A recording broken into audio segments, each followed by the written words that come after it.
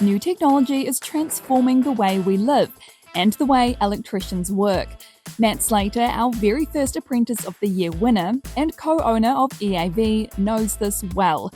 In part 2 of our chat, Matt shares more about the business he and his wife has built over the past 12 years and where he thinks the future of home automation is headed. This is the showroom that you're... Yeah, excuse the mess. It's a little work in progress to finish the front good. showroom. So we'll be demoing switchgear, intercom, lighting control, audio and stuff for clients in here. We'll go through plans and figure out what they want in their smart home. Oh, cool. Yeah, so you'll be able to kind of, showcase a lot of that tech and stuff that people can get an idea of how it all works and stuff. Yeah, and seeing it's important because you try to explain to someone what a smart switch is. They don't really get it until they can see it and touch it and understand you can control music and blinds and gates and not just light fittings. So. Wow, is there anything you can't control with a smart home? That sounds like not really so much. Yeah. So you've got a 120-inch short throw projector in here.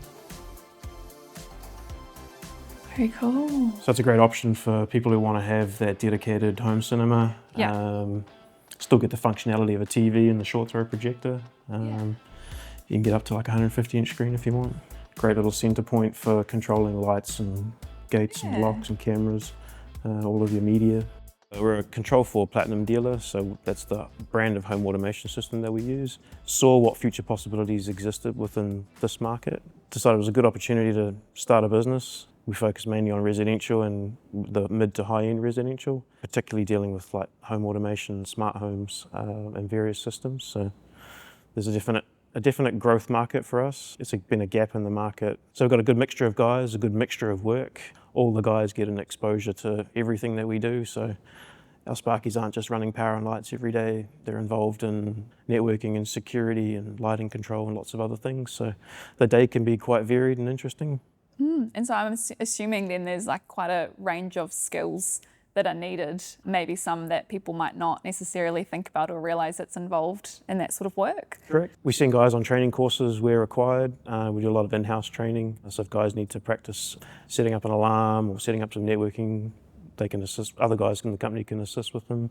They can come in here into the office and into the workshop and set stuff up and have a practice. I think it's a great opportunity for guys to extend their skill base into what is really a growth market. Do you find it all that it's challenging sometimes to keep up with the way things are sort of moving quite quickly, or do you spend time trying to make sure you can sort of, keep the training up and the skills up to do that? We're scouring news articles, industry publications for what's coming up, reading about, what technologies are in development at the moment. And it's kind of why I picked this industry specifically to start a business in. I'm from an industrial background through my apprenticeship, but now we're much more residential focused. But with AI technology evolving, homes are no longer just a dumb home, they're a smart home. And that's kind of what we enjoy, seeing a customer smile on their face when they walk in and talk to their house and their house responds, and that technology is only improving. Your home is going to become an extension of who you are. It will react to what you need eventually without you having to tell it, is probably what I think will happen. So it's quite exciting. Yeah, exciting and maybe even a bit scary for some people, I think. Just seeing how quickly, you mentioned the AI, and I think for a lot of people it's still a bit like, oh, this crazy new sort of world. I guess having been in the industry for as long as you have, did you ever think you'd get to a stage now where, as you say, people can go on and talk to their house? Yeah, we have active voice control in people's homes and have for a couple of years now. And we have customers who have reservations about the technology, and we have other customers who are early adopters, and like myself, they're kind of all in. They see the benefits of it and they're not really too concerned about the rumours or risks associated with it. I'm all in for it.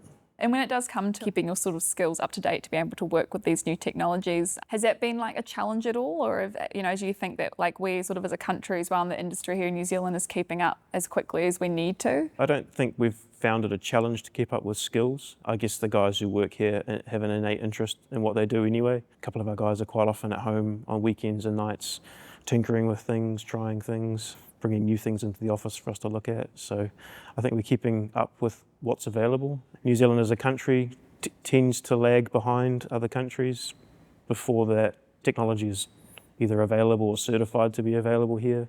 Quite tight restrictions on what can be used here. So yeah, to some degree we're delayed in technology, but we try and keep up with it. I think our homes will start to react to our previous interactions with them and start to understand, hey, and under these conditions, Matt likes his house this way. That will start to happen. I think we'll start to see cameras and video play a much more important role in the way our homes interact with us. I think there's lots of exciting things coming for the smart home sector.